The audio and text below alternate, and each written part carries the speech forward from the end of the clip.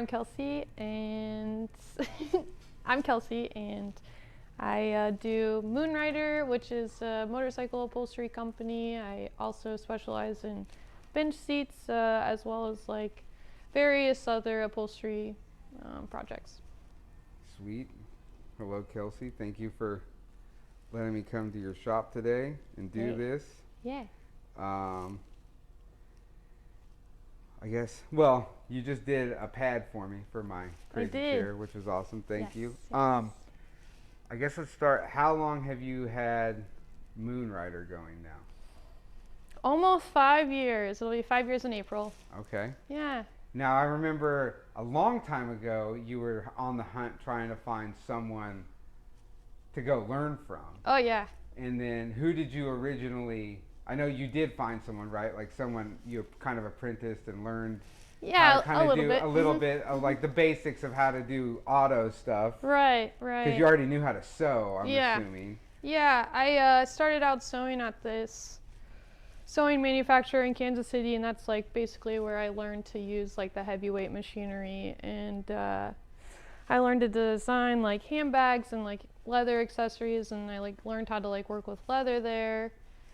And then I pretty much got a little bit bored of that and decided that I wanted to do some more upholstery work. So I started looking for an upholsterer, and I found one down the street from my house, and I pretty much just like walked in there, and I was like, hey, you know, like I would really like to learn this. I'm not really like looking to get paid. And he was definitely like caught off guard, but he let me like come and shadow him for a little while. So I did that for probably like 6-8 months, something like that. And he never really let me like touch anything, so just let me like observe, and he just liked that I was like hanging out and stuff. And yeah, so I was pretty much just like, all right, it's time to like figure this out and do this on my own. And so that's when I started Moonrider, and it's just been like trial and error to like get to this point ever since. But yeah, I mean that's pretty much where it started.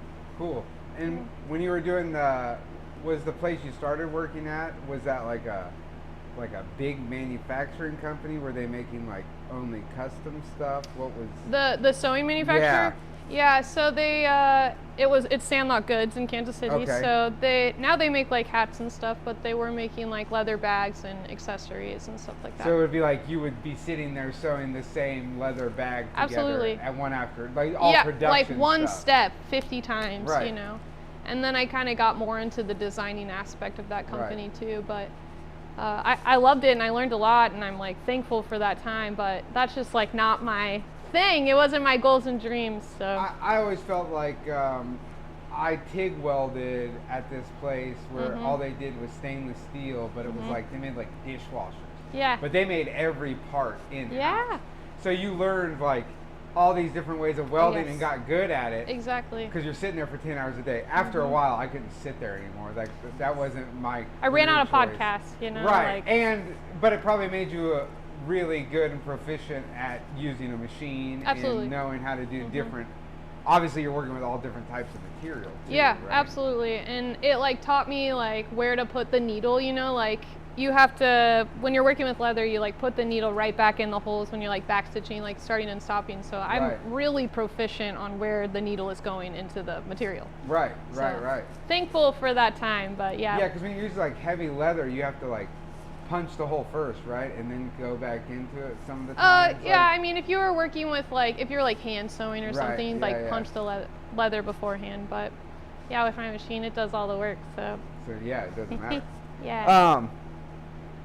And you still make, obviously hanging behind you is some bags. You make some bags. Yeah, so about twice a year I'll put out products in the summertime, and then like right before Christmas and stuff, because I enjoy making this stuff, you know, but I just don't want it to be my like everyday, you know. I enjoy like the freedom of doing whatever the hell I wanted, and that's why I started Moonrider, you know. And I'm sure making a limited supply, and then it's like, hey, there's only 4 of these, and then next time I'm going to make something totally different. Right. Yeah. And then now you've been doing a lot of motorcycle seats. Would you say that's like your main.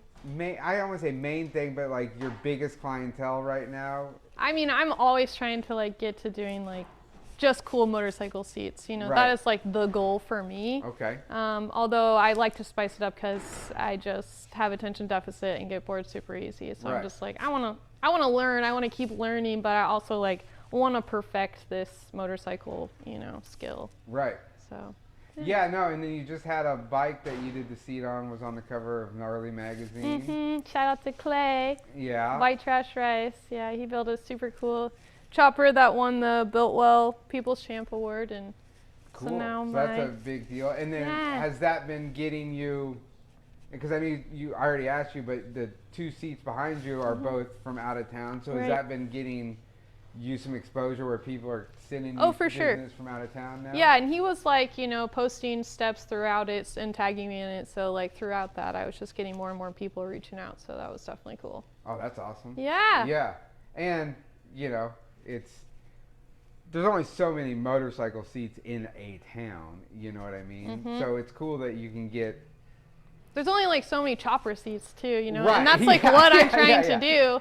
Yeah. So I love it, but And I do all mean, sorts of as long seats. as you get, you know, you get more and more, and then you keep doing, like, I don't know if you want to hold up what you were working on there and show. She was doing a crazy design on this thing. I like to spice it up. I love like traditional classic stitching, but I like to do other funky designs and stuff too, you know.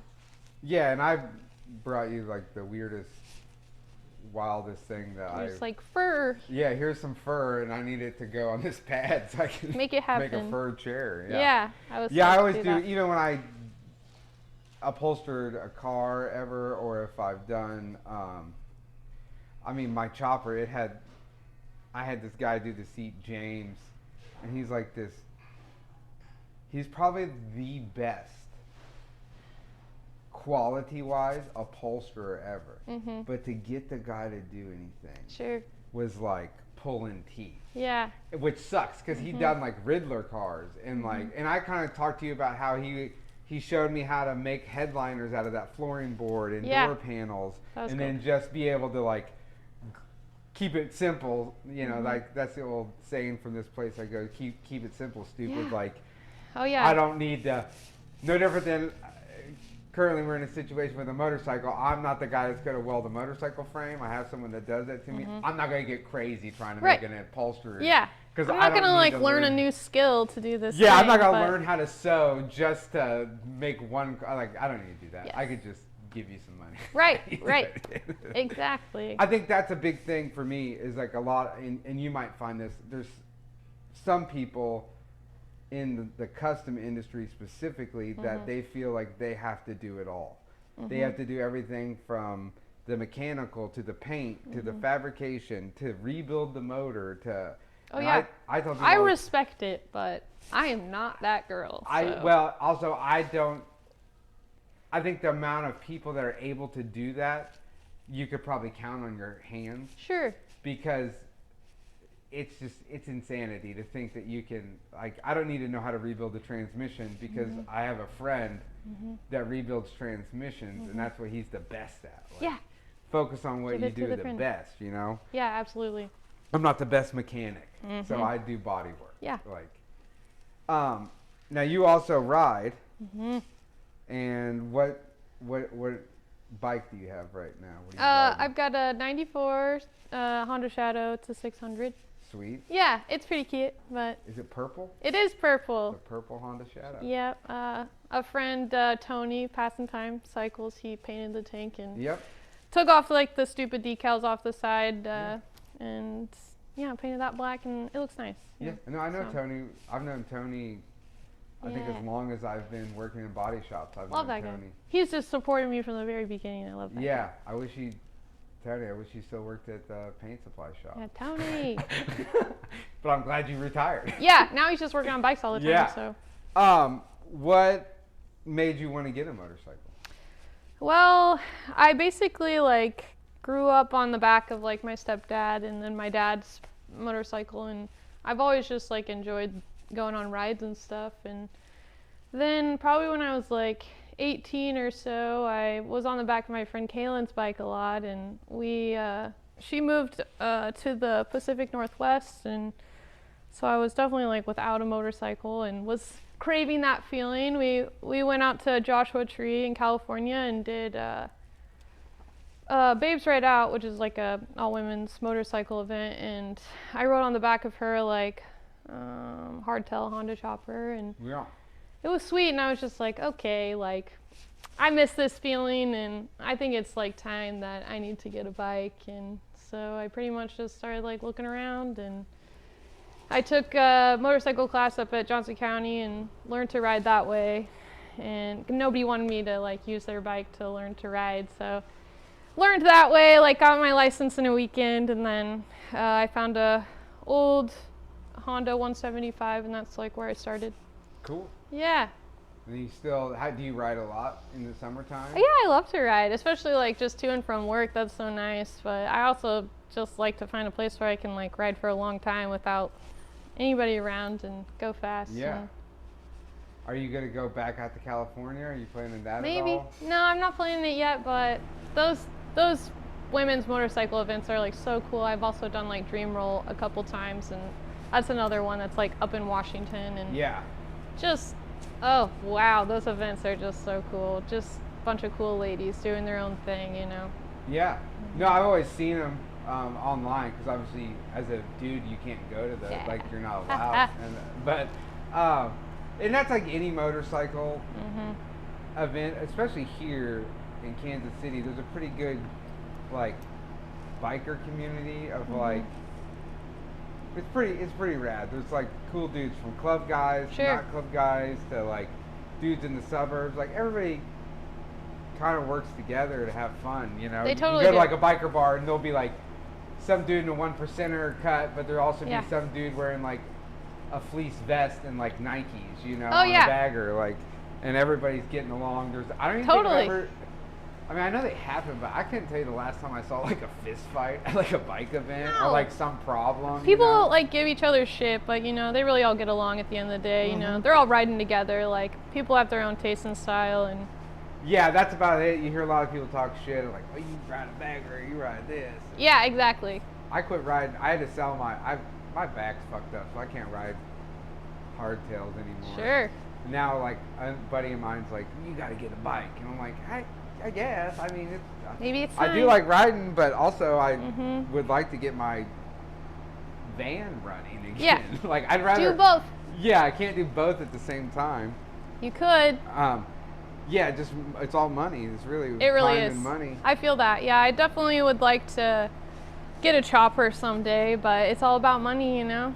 So. Yeah, and it's about, well, and we've talked about your husband, Mylan, and I share the love of finding a sweet deal. Oh, so yeah, I feel that too. At some point, you're going to find the sweet deal. I know, I've been looking. And it's like, yeah, I could go find the exact thing I want right now, but I don't want to spend $6,000 for it. No. It would be way cooler if I could buy it for like $2,000. Yeah, and or I'm if like, I could trade someone something. That's for what it. I'm talking about. Yeah. I love to trade, so. Well, if you're watching this and you have I would say a Sportster that you're willing to trade for some upholstery work. Or a Honda chopper. Or a Honda chopper. Oh, that would be I mean, that seems very doable to yeah. find that. Okay, yes. That's what I prefer. No hate to Harleys, but. It'll be like me with I'm a Honda Dan girl. Snoopy things. I'll just wait and find you. I'll call Milo one day like, I found a Honda chopper for $200. Perfect. Yeah, I mean, I can like find people to like put in the work. You know, I'm not the girl to like put in the work on a bike. You know, other than on the seat, but you know, I can make it happen. So. Yeah, and I think that would be something that Mylan would probably be way into. Hell yeah. Because we were talking, your husband is obsessed with pre-war Fords. Oh yeah. And he's only, how old is he? 29. Yeah, 29. So weird. Yeah. Such an odd thing. It's he cool. loves it. He's an like really old cool. soul, old man at heart. I'm always like, my old man, you know. Yeah. So. And how long have you guys been married? We just got married in October. We've been together for 8 years now. It's been a long time. Yeah, and he's in the union, right? Like yeah, he's in the operators. Yep. Yeah. Well, that's cool. Yeah. I'm with your guys'. I saw your guys'. I guess I'd call it a ghetto homestead. Oh, yeah. And not that your place is ghetto, but No. it's like in the. It is. Like he's like, tell me where to go. I'm like, what? You live in the hood, dude? He's like, kinda, but kinda not. Kinda I'm like, not. Oh, okay. We're like kind of hidden, you know. Yeah, it's really Pretty hidden close to back the there city, on that but dead end. It's cool. It's There was sweet. some weird Slavic dude or Belgium dude dropping dirt off the back of your hill Yes, when I was there, yes, and he had this giant fur hat on. Yes. I think you had to fix the fur hat if I remember correctly. I did. I unfortunately for him, I turned down that project. But Oh man. Yeah, it looked like it had been pretty tore up. yeah, I was like, That thing was straight from communist sometimes Russia. Mylon will volunteer me for things, and I'm just like, why did you, you know? Why but did you tell that guy to do that? I'm just like, now you get to tell him that I won't. So Yeah. What is there like a plan for this year for growth? Do you have anything coming up that's big? Or you? I'm definitely like trying to focus on motorcycle seats more and trying to like narrow down my work, you know, so it's not so all over the place, because really I've been taking pretty much anything, you know. I think that's mostly it for growth, you know. Yeah, because do you like also alterate clothes, or do you like kind of steer away from that? I'm like, definitely maybe for a steering away friend? from that. Yeah. I definitely started with that. Right. I was altering a lot of like overalls and jeans and stuff, but I just like really don't have the right machinery for that stuff. Like to get like inside pant legs or inside sleeves or something. Yeah, it's a totally you know? different machine, right? Oh yeah. Auto upholstery. You know, and one day I'll have those machines, but today I don't have those machines. You know what I mean? Yeah. So. And it's always, I think it's kind of been separated, right? Like we were talking about that, the difference in like how it's mostly men that do auto upholstery, it seems like, but then it's women that alterate clothes, but then who knows what you're going to get when it comes to redoing your couch. Yeah, exactly. Which is very similar to like doing auto upholstery, right? Like I don't know. I always tell people it's a whole different field. Yeah, know? I don't know. Tailoring is like its own thing, and then like furniture upholstery is its own thing, and then you know auto upholstery is its own thing, and so is motorcycle seats. Right. There's some people that would probably disagree with that, but for me, I'm just like that's totally different, you know. Yeah, I mean, it feels different. I mean, obviously, I brought you something that was for a chair, but it was really more like a. That was like pretty simple. That's just like a cushion with a zipper on it. Yeah, you know, that's really fine. I can do that, but reupholstering a couch, like that takes some special knowledge. Yeah, I was like looking at them. It's like, okay, maybe a cushion, right? Because it's got the zipper on it, but no like, problem. We're looking at a couch over here. That's yeah, why there's I a keep couch looking. over here we're looking at. But it's like, how the hell are you supposed to do that whole back thing? Like it's all wood, and it's like I can figure that out, but do I want to? Do you want to? No. Because also that's heavy as shit. Like I don't want to fuck with that, you know? Yeah, who wants to drag couches in and out? Like I'm good with like the occasional. Probably make the same I amount can handle of profit that margin. Yes, off exactly. doing a seat. Yeah, exactly. Yeah. Now, is there materials wise, are you doing a lot of vinyl? Is it a lot of like that's what most people? I would say it's mostly vinyl. Like this one's leather, but I do a lot of leather and vinyl, and then I do like the occasional like plaid or fur or like a tartan material or like I don't know. I've got all sorts of crazy stuff Weird over there. Stuff. You know, yeah. Are you? Do you have something in mind that you're going to make this year product wise? Or is that something you haven't thought about yet? I am experimenting with blanket coats. That's why I have this stash of blankets over here. So we'll see how that goes. But other than that, I'll probably keep making these mini backpacks in like different designs. They go pretty well. I love them. I use mine every day. You also made some like little like, I guess I'd call them like shower bags. Or little dop kit things. Yeah. Yeah, I've got a few of those over there back too. There behind you. Yeah, those are great. I'll always sell those too because they sell well and people like them and everybody needs one when they travel. So. Right. No. Yeah, and that's what's cool. And then it's also, I mean, you can kind of do whatever the hell you want, really. It's true. Have you thought about modifying that to be like a tool bag at all? Is that? I would say upon special request, I would probably think about that. That or like a tool roll, you know what I mean? Yeah, and I have made a couple tool rolls, but it's just one of those things where I'm just like, I'll make 5 of them and then, they'll sell and then it's just like, maybe I'll make those again one day. One day, right. Kind of modify them, do something a little different. Well, and that's kind of cool because it like numbers it. It's more like, that like not everybody is, that's how I like shit. Like I like having something that like nobody else has. Well, yeah, or they're very limited, right? Yeah, which is most of the stuff, right? You know. Yeah. All of my stuff is very limited quantity, and I like to use like vintage fabric if I can find it. You know, a lot of these are like have some cool fabric on the inside, and you know, this like that tribal print on the DOP kits. You know, that was like some shit I found at thrift store. You know. Right. So well, yeah, and just like that's what I live for. That I showed you, like me getting that. When I met that guy, it just so happened like I had a bunch of my art with me. Yeah. And so we kind of like did some trade, and because he was like, it was real weird because he was like, I love this painting. I'm like, dude, you're like the only dude in the world that gets this. He's like, I want it. And I'm like, okay. And he had this bag, and then he had that deal that wraps around my windshield of my van. Yeah, nice. And which was cool because those are so big when you have that and it's made out of vintage stuff. Yeah. So it's not like he has a fucking enough to do 20 of them. Mm-hmm. He can only do one in every color or whatever, you know. So nobody else has the orange Naugahyde slumber boot for their Chevy van. So like cool. I'm the only one that has it. Yeah. And he's doing weird stuff now where he's like sewing, like he put like a giant mushroom on one for a lady. That's the one I was just like, looking at online too, you know. I liked how he did like kind of like a drawing on the stem of the mushroom, but like with stitching. It was very nice. Yeah, I have to find a photo of him because he's like with bell bottoms. Like Let's see him. He's like a wall, like his wall behind you of his shop is just all. It's literally just black material. Just chaos black velvet paintings. It's just like painting, like no space in between the frames. It's really wild. Wow. And that's like, there's weird stuff like that. You know, like I tried messing with black velvet, and it's like. That's so weird. I don't even know how somebody makes something out of that because it's like the weirdest shit. I tried making canvases and it's like this. Now I know why I can't buy one of these because it's such a pain in the ass. Nobody wants to do it. You know? It's definitely hard to like work with velvet too with motorcycle seats because it has no stretch. You know, so it's just like you have to be very perfect. And it has if it's not. There's no stretch. I mean. And also there's no stretch. But if you don't pull it tight as shit. Then it's like. Then it's wrinkly and weird. It's wrinkly and weird, and it there's no fixing it, What's is there like a seat that you did that's like the one that you're like that's fucking. Oh, I just recently did one that was pretty cool. It was like a 2-piece chopper seat that had like a really long sissy bar. I'm really stoked for both of these too because I just love the chopper seats, but definitely that one on Clay's bike is one of my favorites with the velvet. So. Yeah.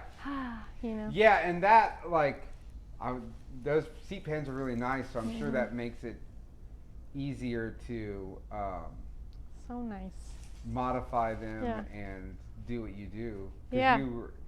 Do you get into have you gotten into like any of like the gel inserts or that stuff? On that like big fat seat over there I did 2 gel inserts on that. So there's a front one and the passenger one. I think that's the new I like that a lot because it like even on those hardtail seats it allows you to. This is my like secret thing, right? It's this industrial memory foam. Yeah. So this is like what I'm super into right now because it's like comfortable, but it still allows the seat to be like very sleek, you know. Yeah, and it probably holds its shape really well, so you tough. Can pull it tight and be comfortable. Like that's the other thing of like learning how to make a seat comfortable for someone. Oh yeah. You know, and still have it like look good, not be this like big stuffed fat thing, you know. Right.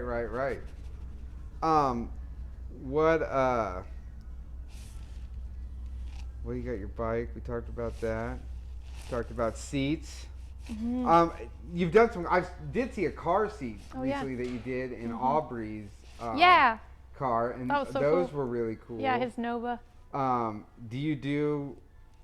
Is that something? Do you enjoy doing the car seat? I will take a bench seat here and there. You know what I mean? Just like a couch or something. It's like it's a big heavy thing, and you know I've got a pretty good sized studio, but you know it fills up the space. So it's just that's like, on your table, and it's sort of like a thing once you get going. But you also need the table. And it's rusty and nasty, you know, and it just like fills. You know, you start taking that stuff apart, and it's just like, you know, and it just gets everywhere. And then you gotta start welding springs back together. Yeah, all that stuff, you know, and redoing the foam, and foam is just like such a gnarly thing, you know. It's just like little tiny specks of things everywhere, you know.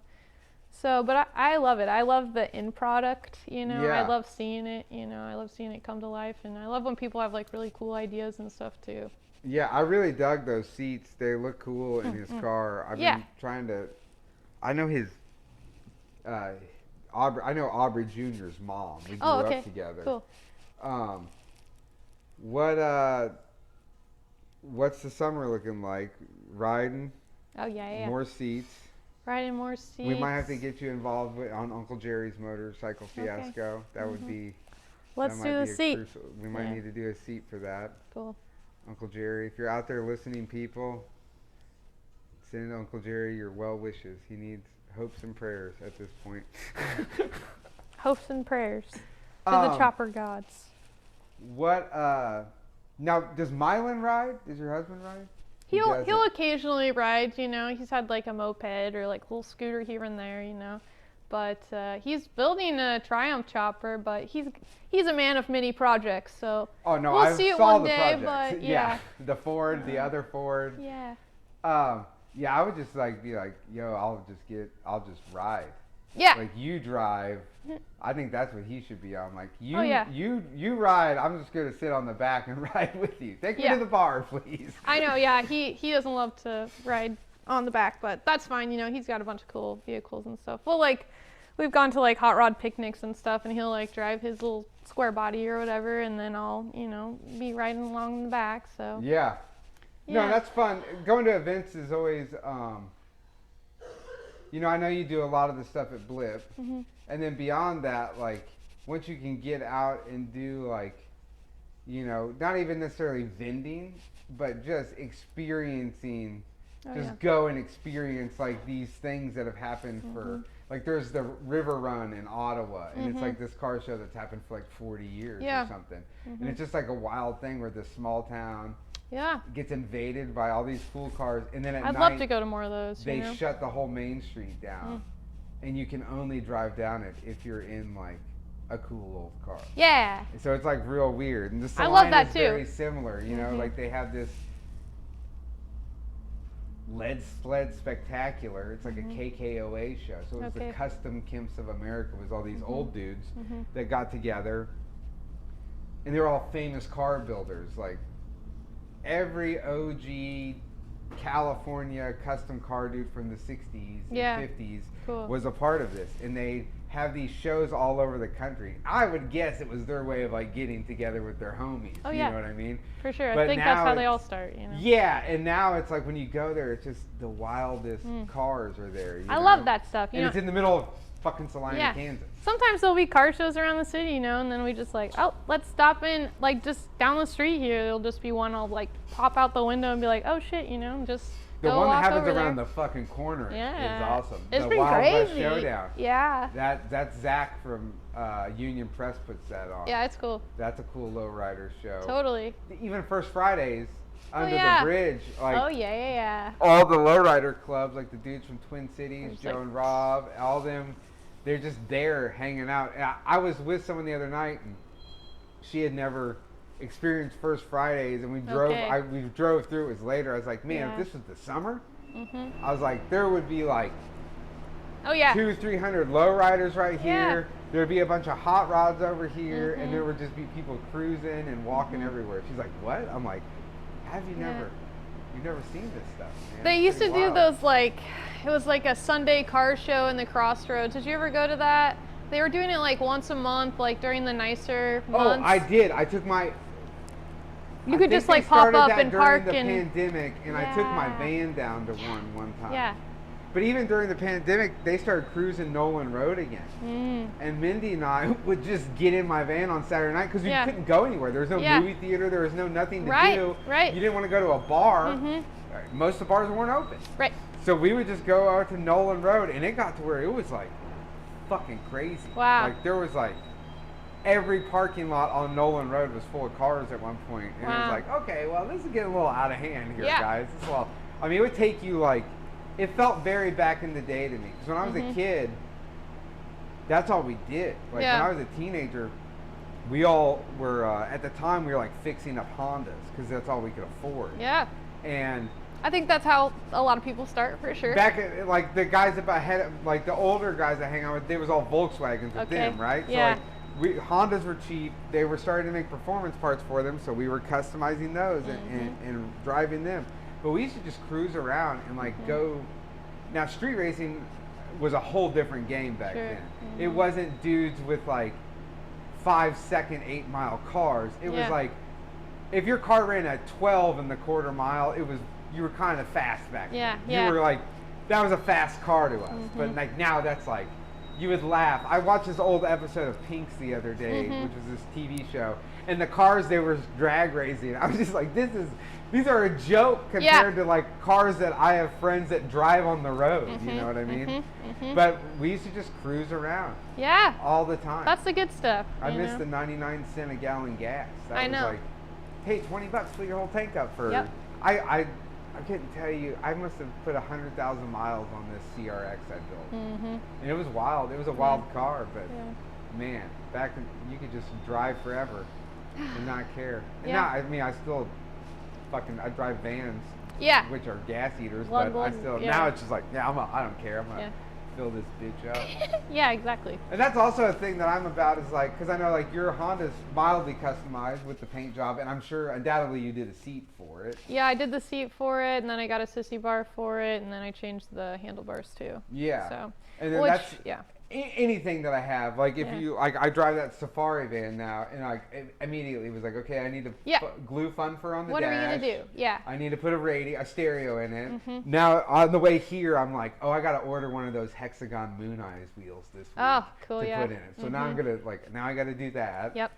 And then pretty soon, once Joann's has that clutch 40% off faux fur sale again, I'll go get my blue fur to re-glue on the carpet, on the doors. Okay. I don't know why it has carpet on the door panel. It's really weird. It is weird. Because the other ones are like just hard plastic, right? It's just like some of the things they did in the 90s. I'm just like, I don't understand. Like why?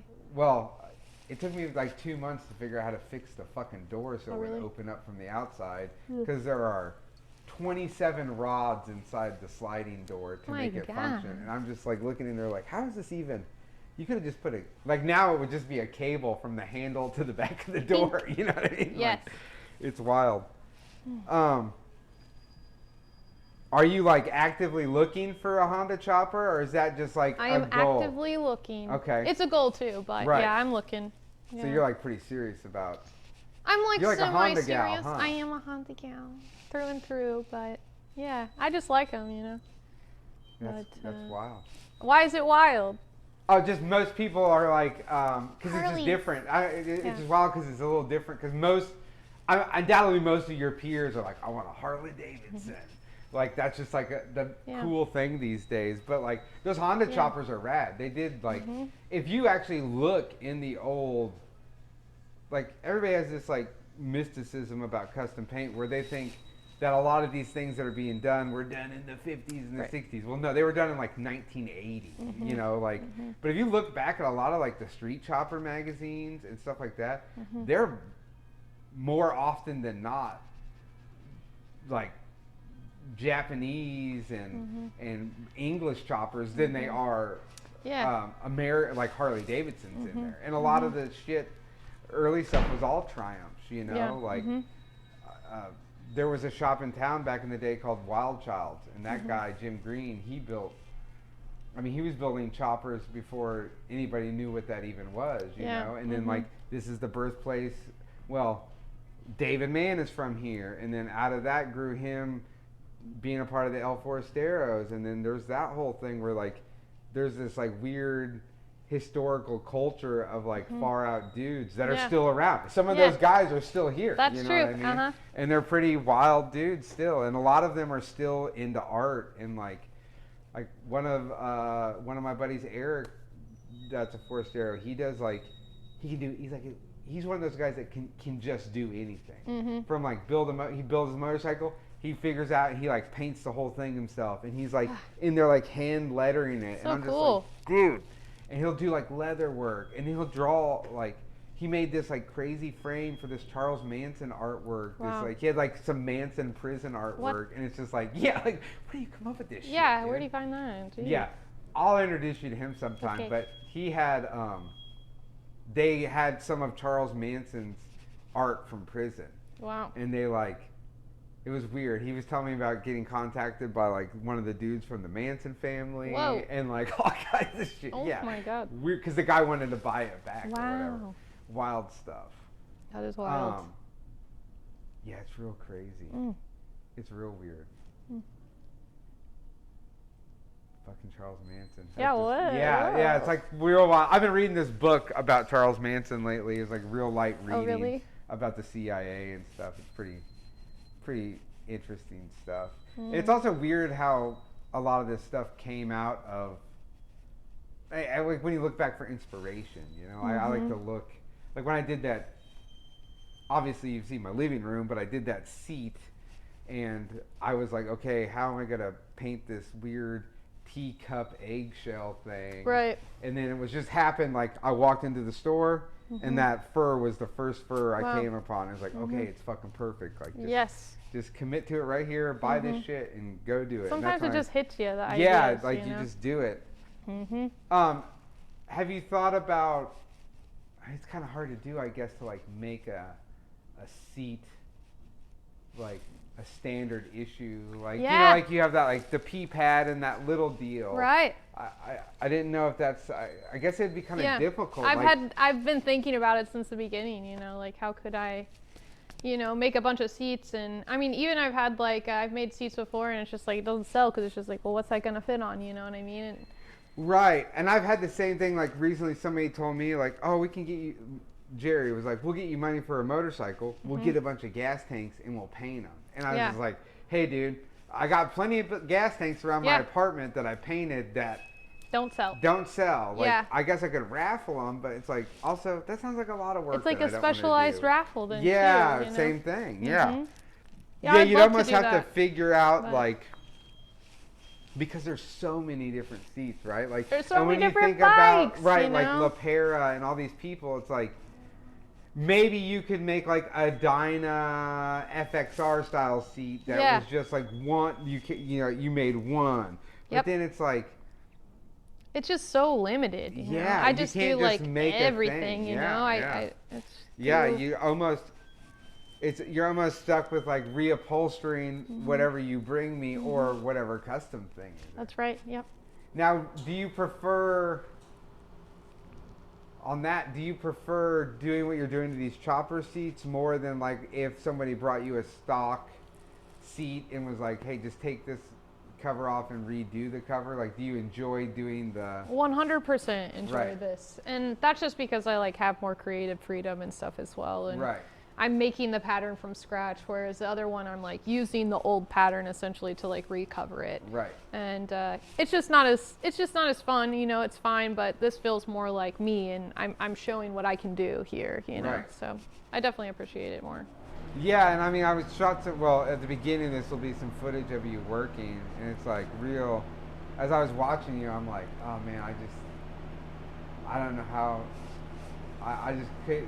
My brain doesn't work like that, right? Like watching, as somebody who's like very mechanically minded, like watching you do that, and I'm just like, I would These never. Squiggles. Yeah, like to be able to like, and you had it drawn out, but even in my head, like I would never fucking be able to sit there and just, I would like be like, oh fuck this, and just start doing it crazy. You know what I mean? Like just let it flow. Or I would like be like, I don't need to draw that. I'll just fucking do it however. I'm very particular about that stuff. I'm like also like very in tune with that machine, and I'm very aware of where the needle's going every time, and just like the timing of the machine and how fast it's going and stuff too. Yeah, I'm just like super zoned in. I mean, I've been working on heavyweight machines now for probably like 8 years or something, so it's like I better be good at it now, you know. Yeah, and I'm sure if you watched me paint something, you would probably have the same. I would be like, damn, you know. How the fuck is how does this work? You know what I mean? It's like that shit always looks like magic until you're just like, listen, this is just like a learned skill, you know. Yeah, it just takes practice. Right, for sure, and that's what I tell. Doing paint work and like body work, it's 95% patience. Yeah. I could. we have this like kid that helps us. He's part of a program. Sure. He has some sort of brain thing, but like even I've like taught him how to sandblast now in the cabinet, cool. and he like, but he does like the best job at sandblasting stuff for me. I'm like, dude, this guy. Sandblasting all this shit from now on, dude. He's like 19. Yeah. And he's like goes to school, so he comes in a couple days a week to the hot rod shop and helps out, and like learning, you know. And he like cleans. Like I showed him how to clean the bathroom. I was like, you want to clean a car? You gotta learn how to clean the toilet. This is where we start. Yeah. For 25 years, if somebody brings somebody to me, is like, you gotta teach this guy how to do stuff, man. It's like, cool, clean the toilet, dude. Yeah. And everybody's like, well, why do you do that? And I go, well, if you can't clean the toilet, I can't just go, oh, hey, dude, here's this $250,000 car. Go ahead and just start wiping on the body. Yeah. Like, no. I don't know how many guys I've had quit hot rod shops because it's like 5 hours deep into their first day, and it's like, yes, clean it again. Yeah. Like, what do you mean? Oh, there's still piss on the toilet there, bud. Oh, I didn't know. Yeah. What'd I do? God. It's real wild. Is there any other skill that you're interested in trying to figure out when it comes to automotive stuff? Like, does like the fabricating, which that requires you to have a space that has a car, because I'm sure that's how the guy that you learn from was doing things. You get a lot of that when you're doing a whole car is like a whole different deal. Absolutely, yeah. I don't like super enjoy like removing things from vehicles, so I have people bring me just the piece the and panels and stuff. I'm just doing the upholstery on it. But I would say like if I were to get into anything, which I know is like a far stretch, but like making the seat pans would probably be like my next logical step. But, we'll see where that takes me. And that might be a thing where like back in the day they were making like those seat, like Bates had like a chopper seat. So if you figured out a general dimension, you might be able to make them. But then again, also it's like, is it gonna fit that frame? You know? Yeah. Is it gonna fit? Yeah. What's it gonna do? Because there also have to be. Yeah, and it's like I kind of need the bike, right? You know, to make the pan. So it would only work for people local too. You know? Like, yeah, because you'd have to Same thing with doing car upholstery, you know what I mean? Yes, exactly. Because even still, you can make a seat all day, but if somebody doesn't like the cover that's on it, then it's like, well, I could make you another one with the cover you want. Yes, exactly. Now, do you have like some seats that you have done that you just take with you that are like your display models? I have before, but like I said, they don't normally sell very well because people just don't know. Yeah, I just didn't know if you like had like found like some shitty old seat. Like sometimes I'll grab like a shitty old Sportster tank that's like not usable. Yeah. But I'll just like buzz it down and do a paint job on it so I can set it on the table. I've like so over setting up at an event. I would rather just talk to people and go, here you go, man. Like, that's pretty much what I'm doing at events nowadays. It's just like consultations, and then I sell like my products too. But mostly I'm just there to talk about my work, and show people what I do and get my name and the more out there. You do, because I'm at a part now where I realize like I don't need to set up a table because if I'm just here hanging out, I can go, I did that one and that one and that one and then that car over there I did, and then that shit takes time, and I've definitely been able to like do that at Blip. People are like, oh, you're the upholstery gal, and then there's which I love it. I love to talk about upholstery, but I'm the girl up there, which is tight. But there's not a lot of like motorcycle places like that in Kansas City that have like this huge community of all these different people that are coming together and aren't like getting wasted or whatever. But it's just like where else do you find that? I don't know. Yeah, it's there's a couple other types of things. Yeah. But the getting wasted part is there's always going to be somebody getting out of control at a motorcycle event. And that's fine, I guess, to some extent. The swap meets. The motorcycle swap is a good one. I've set up at the motorcycle swap before and just that's talked the to a lot best of people. $8 you could spend. Oh yeah, absolutely. And then you're not gonna spend anywhere for $8. I split it with Mylan, so it's just like and then Mylan's there. Yeah, he's selling stuff, finding deals. Yeah. And, I love that shit. But there's that's where you find the real community of people and make friends and for sure. And there's events, there's bike shows. Yeah, I'll have to like leave, probably Kansas City for that stuff, but. Yeah, there's a few around. There's like the El Forasteros have their thing that they do with the goose down at their clubhouse, and it actually draws a lot of people. Yeah, I've not heard of that. I'll figure out when they're gonna do it this year and let you know. They have vendors and stuff there. Cool. That might be because those dudes specifically only ride choppers. Yeah. But there's also like a thing like it's always like right now like it's hard to find a good upholsterer. In the car world, like when you're doing like it's like the worst trying to find somebody to take like when a guy modifies his 70 Cuda, he doesn't want stock interior in it. Right. You know what I mean? And it's just like, hey, you gotta be able to make, like I was telling you, the headliner thing. Like, finding somebody that can fucking make the headliner is just like, I think it's a dying art or something. Oh, for or sure. they're just all flakes.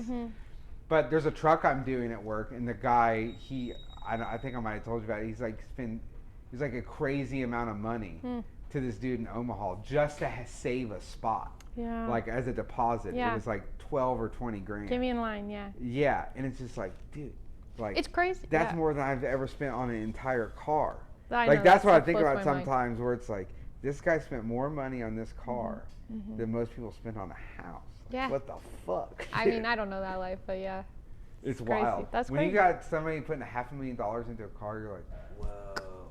And then you see what the kind of car it is. It's always like the weirdest shit. I remember this dude dropped a bunch of money in this 58 Impala at this one shop I worked at, and it had like the cheesiest like it had this print off of the seats. It had like seagulls and boat anchors and sailboats and shit. It was the worst. He sailed like a fucking faux wood dock around the whole car. Whoa, you it's know like what I just mean? Boat beach themed or something. Yeah, it was the worst. In the car, like. I appreciate a theme, but that's a little. He sold the car and like got so little compared to what he put in. Because everyone's like, "What is this?" But yeah, it's because you didn't make like when you do cars like that, you have to make them like classy and classic and like all candy apple red with a black interior or whatever. You can't like diamond stitched or pleats do or whatever. Crazy blue with seagull seats like. I remember that thing. The seats were so foamed up that you'd ride it in your. No! We had to have the guy take shit out of the seats because you'd be driving it and it would just felt like you were a pinball because like you would have broke your fucking neck just riding in the thing. No. Don't let your tall friend ride in it. Yeah, no, not at all. And that guy was like 6'3". So God. Immediately. No. Change that. All right. Well, where can everyone find you at on? You can find me on Instagram at Moonrider with 2 zeros instead of O's, or moonrider.co. And yeah, so if you want to see Kansas City, but to send you a message, ship it in, whatever. Ship it in. I get seats from all over the country, so just send me a pan and I'll take it from there. Do it up. All right, well, thanks for sitting down with me today. Yeah, thanks for this interview. For sure. It was like, again, like I told you before we started, it's just fun to like figure out why people, I'm like real interested like how people get into things and like, you know. Oh, I guess real quick, like, was it from like a childhood thing that like got you, you think that's where it came from? Like, was it always it? I mean, I've always been into sewing, right? You know, it's probably like 2021 when someone was like, what do you want to do with your life? And I was like, I want to sew, you know, and he was just like, oh cool, and like set me up with that, you know, manufacturer. And then from that point I pretty much was just like, you know, this isn't for me. And I met my husband and he's really into like old cars, and I was just like, wouldn't it be perfect if I could like do the interior and all of these things, you know? And that kind of led to like chopper seats and stuff too. Right. So just like finding the thing that you liked. Yeah, I like tried on all these hats until I like found the one that fit and looked right. Yeah.